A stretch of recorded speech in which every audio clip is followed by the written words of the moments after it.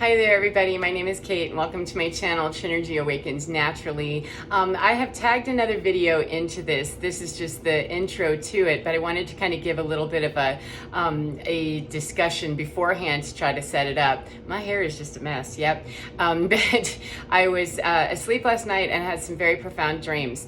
And so when I woke up, rather than try to journal, it just wasn't, I couldn't get my brain going in that direction. So I started talking and channeling what was and working through that energy of what that dream was symbolizing and what it meant to me. And I wanted to make sure that I put it out there that it was very symbolic of dark and light, and it was in reference to actual Black people that were in the dream, that one I knew and one I didn't. And I want to be clear that this is not a racial distinction. It's absolutely not a racial distinction. I'm not looking to get into any kind of a fight or make any kind of a statement about race.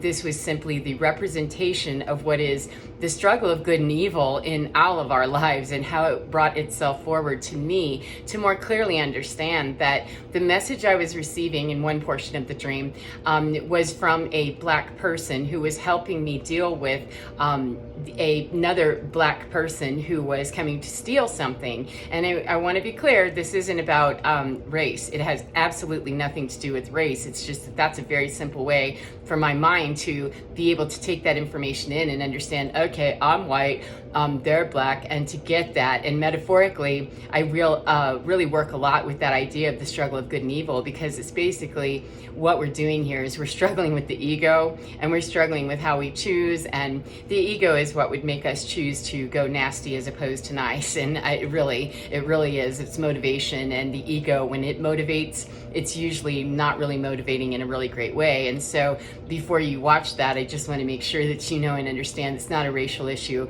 I don't have a problem with any particular race of any kind. I have a problem with dark evil intention. However it's dressed, it matters not to me which costume is. If you're wearing evil, I don't want to be a part of it. And so that's all I wanted to say. And I also wanted to say that I lied. It's not all I wanted to say.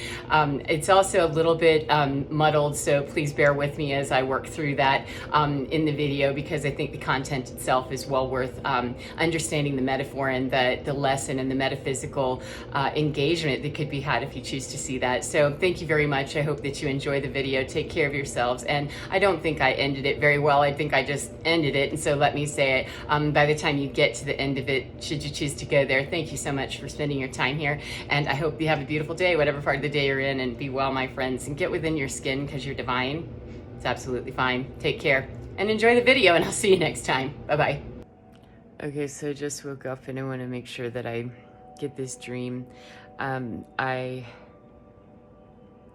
much was going on. There was some sort of a party, and or some sort of a gathering, and I came across somebody that I was there under the guise of the name that I use now, and someone that I don't really want to be identified by who I used to be and by the name that I used to be, right? Because it signifies the identity of someone that doesn't exist anymore. We've moved beyond that. And there was a guy there from college, years ago, college, and he looked exactly like he did back then, and he was a super nice guy. I liked him and everything, just we didn't stay friends or anything. We didn't date, we were just friends. He was a huge tall Black guy named Greg,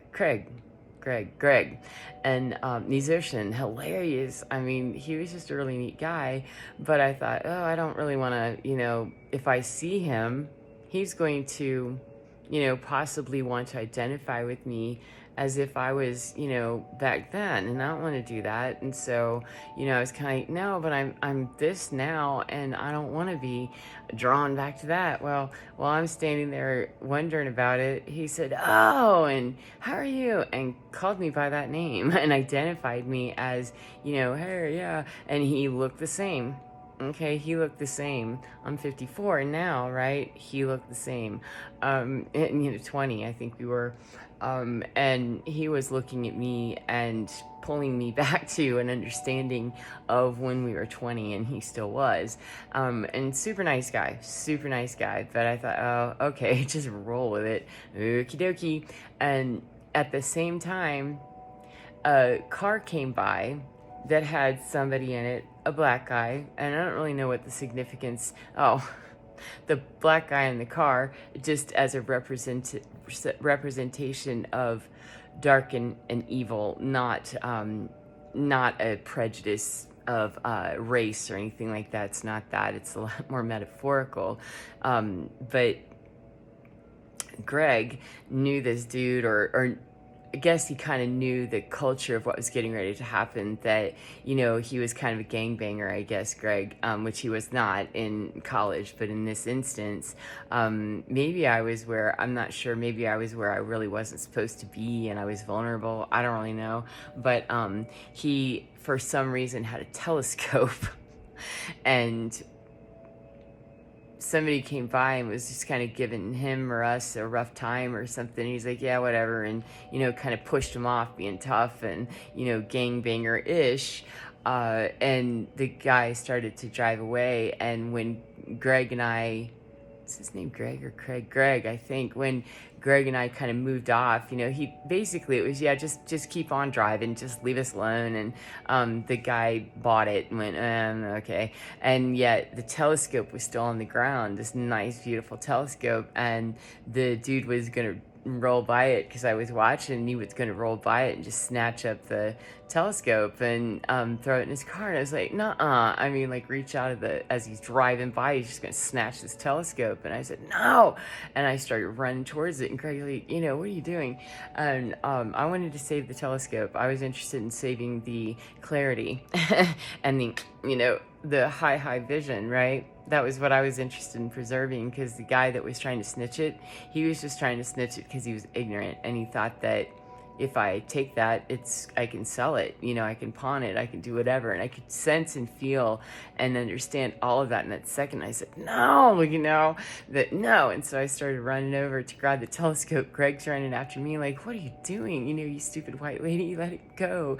And the guy in the car saw me coming, and I grabbed the telescope and started, picked it up and started to just, you know, defend and everything. Greg's yelling, run! And it didn't even occur to me to run. It didn't occur to me to drop the telescope and leave. It didn't. It was just, I mean, if we're going to go with the metaphorical, I'm going to just have to say that was, no. Greg and I were going to go and find clarity, or he brought me clarity with that telescope. I'm not sure, because he didn't gift me the telescope. He didn't say, hey, I have this telescope, it's yours. He just said, I have a telescope, let's go, you know, stargazing.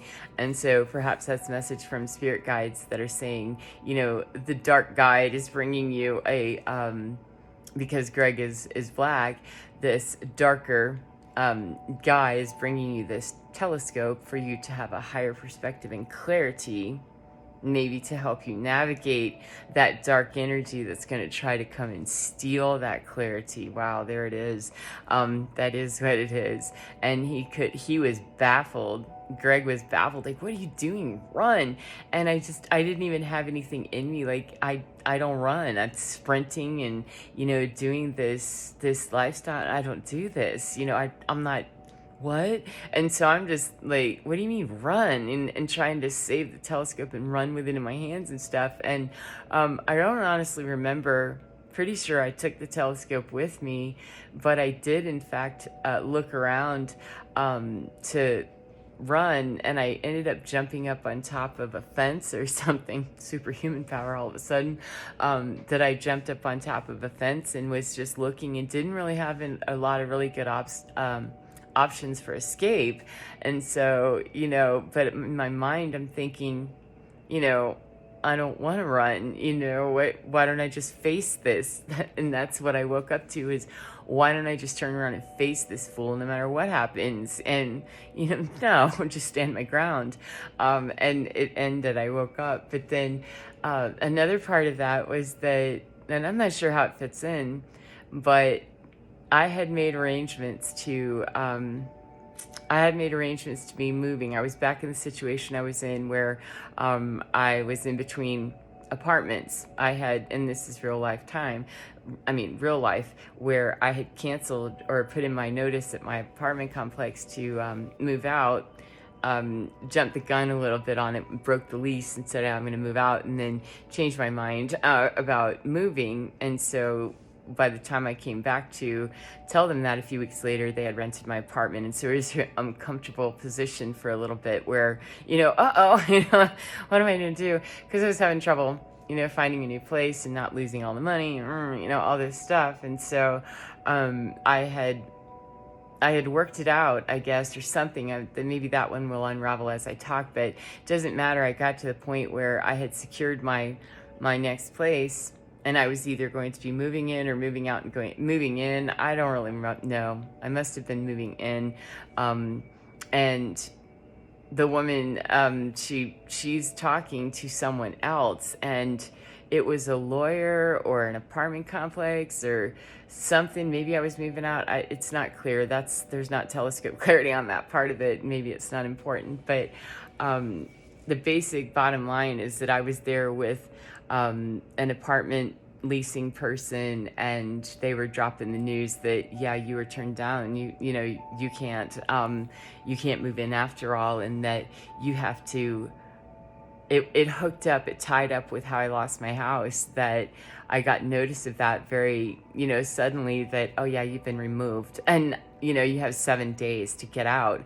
And I fought it in court right up until the point that, yeah, I'm tired of fighting this. I'm losing money and I don't want this thing anyway. This behemoth that's turned into such a weight and such a drag, and it was just such a heavy experience. And so what I finally ended up doing is just saying to the lawyer, hey, dude, can you just give me 30 days? Ask him, give me 30 days. I'll clear all the junk out of here.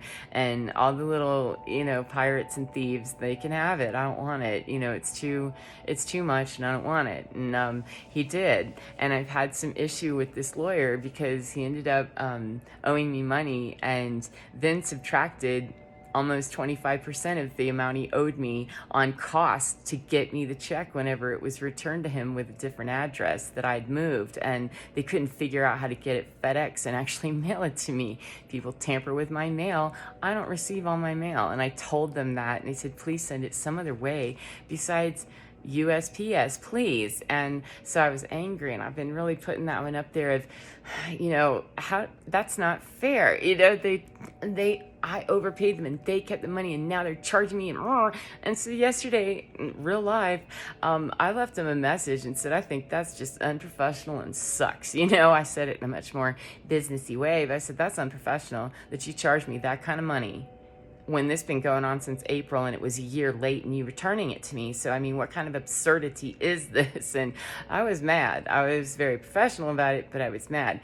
And, but I did get the 30 days. So I'm going to say thank you to that lawyer that I did at least get the 30 days. I paid a lot of money for those 30 days, but I did get them, and I was able to clear my house and move it along. And so back to the dream that, this woman's saying to me that, yeah, you're not going to be allowed to move in. You've got to move out in now, or you've got to move out now. Maybe it was that I couldn't stay as long as I wanted to. I suddenly needed to. That's what it is. I suddenly needed to move out. I was no longer in my apartment situation exactly. It kind of morphed into what had happened with my house is that, oh yeah, you don't even get 7 days anymore. You've just got to get out. We changed our mind. That 30 days, you don't really have it. You're done. You can't. And then it was oh God, what do you mean I can't move in? And I said, oh, okay, well, I'll just go over to apartment building, the apartment. And I was starting to run down through the list of, oh, okay, that's right. I already looked at this place over there by the park, and it has this and this and this, and was working out, all of the logistics of why that were to work, 1111. And then being highly concerned, though, because that means I lose my deposit here. And it was kind of just an amalgamation of my house situation and my apartment situation. So it wasn't, reality at all. But I just was like, oh my God, I'm going to lose the deposit, and I'm not sure that I can make the deposit at the next place. These are thousands of dollars. And when I woke up, it kind of ended there as best as I can remember. When I woke up, I realized that, because God's got me. And I was saying that, in my dream too, that I have no idea how this is going to work out, but I'm sure it will. I just have to have faith. Just have to have faith. Yeah, just have some faith. But when I woke up, it was so fun because I realized that, oh yeah, that apartment that in real life, I actually did have 2 other apartments secured, 1212. I did have 2 other apartments secured. And the one that I was immediately drawn to go to, great apartment, great location, gorgeous. I did tell them I would move in, and then, you know, when I got my apartment settled here, that I didn't actually have to move in real life, excuse me, I knew that that was an option, but I wouldn't have lost my deposit because it's in the same realty company that owns it as where I live now. So whenever I woke up, I realized, sorry, it's a little bit clouded, coming into view now, getting that telescope, that I realized that, oh, yeah, it would have been just fine. And they would have had the apartment. They would have had an apartment. They would have had something. And even if they hadn't, there are lots of those realty company, the same realty company that owns their other sister properties. There's a ton of them.